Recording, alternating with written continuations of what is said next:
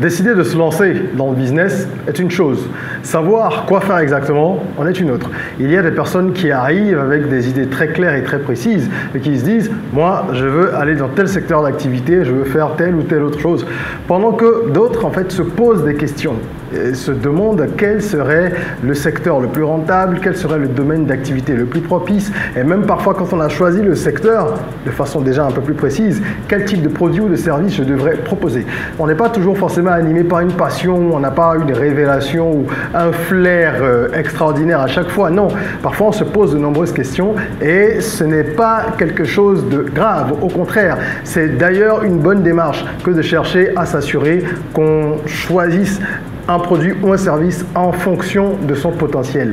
Mais comment justement définir cela? Aujourd'hui, je ne veux pas parler d'idées de business de façon précise. Je veux plutôt vous donner deux approches qui vous permettent de décider dans quel secteur vous lancez, dans quel domaine vous lancez ou dans quel business finalement décider de mettre son énergie et ses ressources sur la base en fait de certaines réalités. Prenez de quoi noter, on en parle tout de suite. Je suis Régis Sezin, entrepreneur multipotentiel, conférencier, formateur et artiste. Je partage avec vous sur cette chaîne du contenu propulsif pour vous aider à rêver, oser et créer. Hello les rocks, j'espère que vous êtes solides. Moi je suis en parfaite forme et je suis plein de gratitude envers l'univers. Aujourd'hui nous allons parler de business, comme c'est souvent le cas sur cette chaîne. Nous parlons ici d'entrepreneuriat, on parle d'éducation financière, de mindset, de développement personnel, de ces différents sujets-là. Pourquoi? Parce qu'ils sont interconnectés et qu'ils permettent d'accélérer sa croissance personnelle et professionnelle. Welcome on board si tu es là pour la première fois. Ici on rêve, on ose, on crée, ROC de notre mantra, soyons rock. Abonne-toi donc et active la cloche de notification si ce sont des thématiques qui t'intéressent parce que tous les jours il y a une nouvelle vidéo propulsive. Aujourd'hui je veux parler du choix. Comment est-ce qu'on choisit un produit? Comment est-ce qu'on choisit un service? Pourquoi est-ce qu'on va dans tel ou tel domaine? D'accord? Je vous demande juste avant ça de prendre la peine de cliquer sur le lien disponible dans la description, ce lien-là qui vous permet de télécharger gratuitement un e-book dans lequel vous allez retrouver une vingtaine d'idées de business rentables pour l'Afrique. Ceux qui sont abonnés à cette chaîne le savent, c'est une thématique récurrente également. Il y a déjà 70 ou 80 idées de business sur cette chaîne et nous avons donc compilé certaines de ces idées pour en faire un e-book gratuit que vous pouvez télécharger pour lire un peu en détail certains éléments, partager aussi autour de vous au cas où quelques personnes seraient en train de réfléchir à quel type de business elles peuvent lancer. Parlons justement du choix. Il y a des approches différentes qui existent. Aujourd'hui, je vais attirer votre attention sur deux approches. Ce ne sont pas les seules approches, non, qui existent, mais ce sont deux approches assez fréquentes. La plupart des gens se retrouvent à utiliser l'une d'entre elles de façon inconsciente d'ailleurs. D'accord? Comment est-ce qu'on décide de choisir où on va? Parfois, il peut s'agir de la première approche qui consiste en fait à créer un produit ou un service et à chercher ensuite un marché. Cette approche est fréquemment utilisée. Est-ce qu'elle est bonne? Est-ce qu'elle est mauvaise? Il n'y a pas de réponse figée. Tout dépend des cas. Ce qu'il faut comprendre, c'est que lorsque vous avez créé quelque chose, par exemple, ou vous avez inventé quelque chose, vous êtes forcément dans ce cas de figure. D'accord? Lorsque vous apportez une solution nouvelle, qu'on est dans le registre de l'innovation, eh bien forcément, vous créez quelque chose qui n'existait pas, ou alors, bon, ça c'est surtout l'invention, mais quand on parle d'innovation, c'est peut-être le fait, c'est souvent pardon, le fait de rajouter quelque chose à un élément qui existait, ou alors d'inclure, de venir greffer plusieurs options nouvelles à un élément existant. On rajoute, ou on crée, ou on modifie. Ça, c'est l'innovation. Quand vous innovez, ou quand vous inventez d'ailleurs, vous êtes forcément dans le cas de figure où il faut maintenant chercher le marché. Parce que vous avez créé quelque chose qui, au sein de notre humanité, n'a pas encore de place.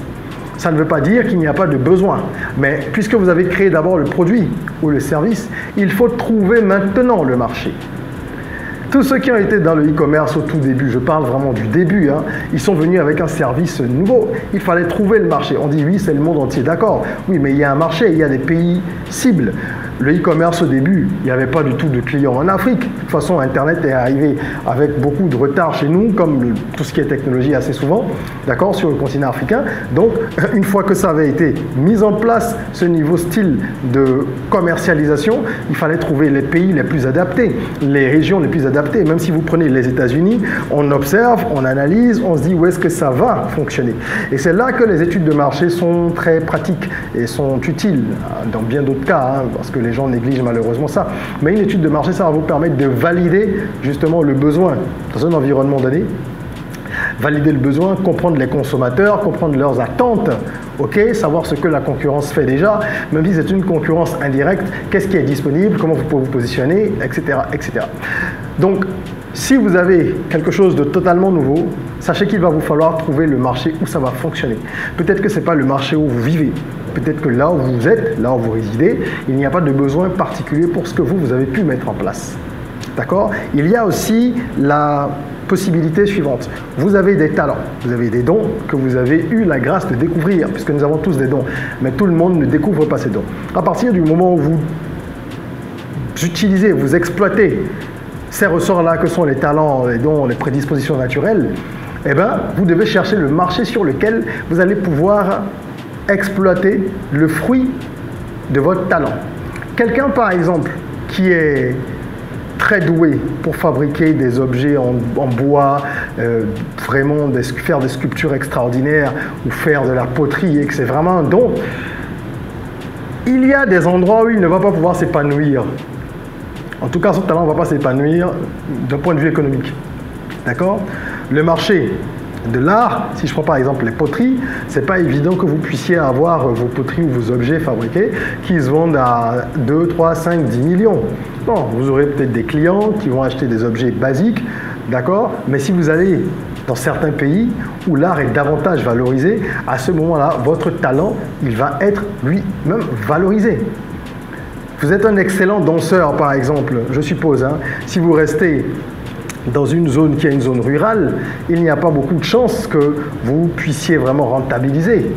Si vous allez dans une zone urbaine, peut-être qu'à ce moment-là, vous aurez la possibilité de créer du contenu, donc de faire des vidéos ou d'autres choses qui vont être monétisées. Peut-être que vous allez pouvoir intégrer des groupes de danse célèbres ou qui dansent en fait pour des artistes célèbres ou qui sont eux-mêmes à part entière des groupes qui organisent des tournées à travers le monde et qui vont vous recruter.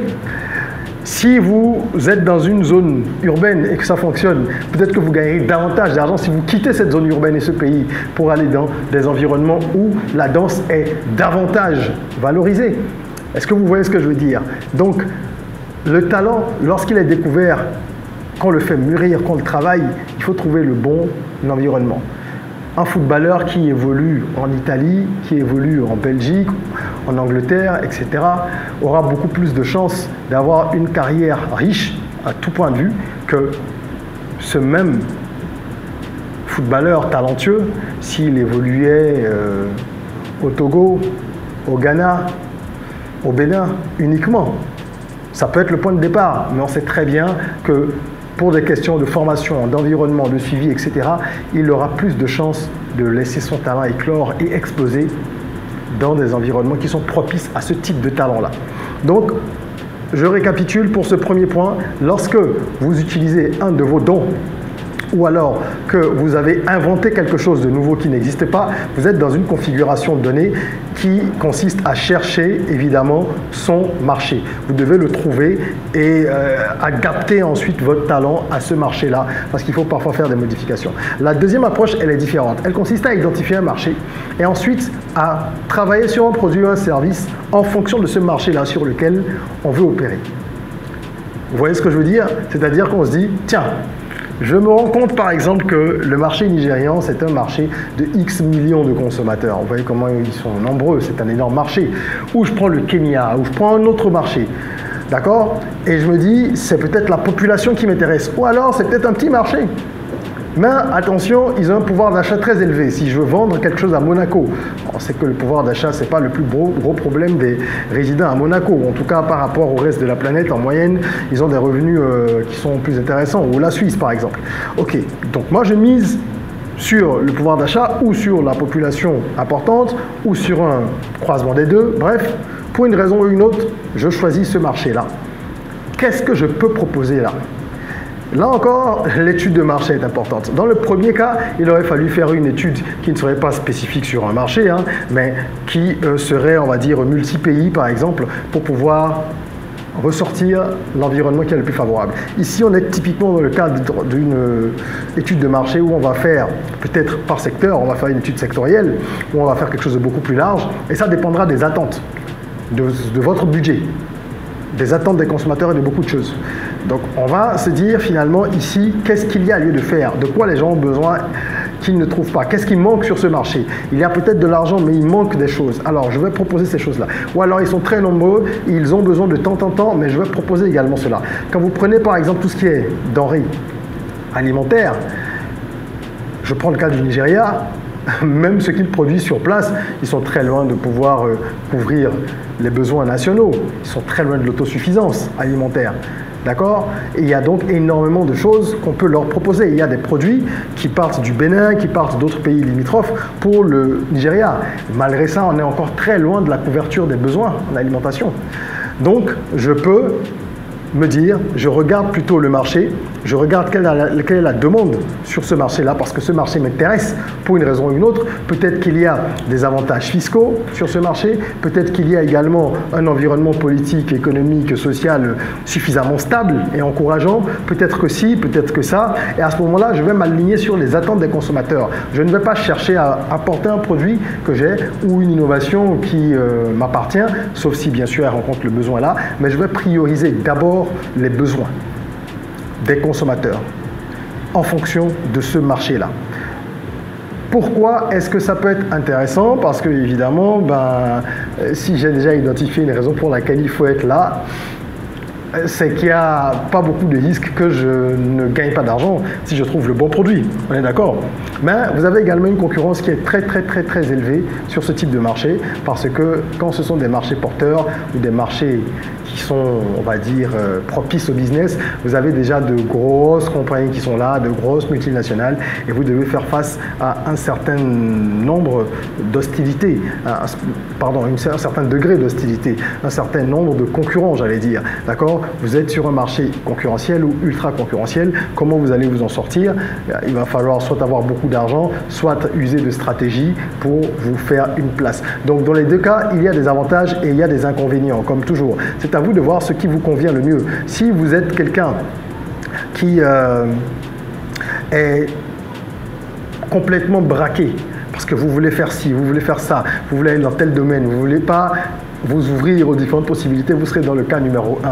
Vous voudrez absolument vendre votre produit, votre service. Là, vous laissez la liberté créative qui est en vous, vous la laissez s'exprimer, vous créez ce que vous avez envie de créer, vous laissez libre cours à vos talents, à vos passions, et vous allez chercher maintenant les nouveaux marchés. Et quand on trouve des nouveaux marchés, il y a aussi un bon potentiel, parce qu'au début, il n'y a pas forcément beaucoup de concurrents, pas forcément, je dis pas que c'est toujours le cas, ok? Ça peut arriver. Mais il faut faire très attention, parce que cette même liberté-là peut vous coûter cher aussi. Elle peut vous coûter très cher. Si vous êtes dans des situations où vous apportez quelque chose qui vous tient à cœur, il y a déjà un attachement émotionnel qui est fort, d'accord? Vous avez aussi le risque de ne pas trouver un marché intéressé par ce que vous proposez, parce que vous avez devancé un petit peu les choses. Vous mettez en avant ce que vous avez, ok?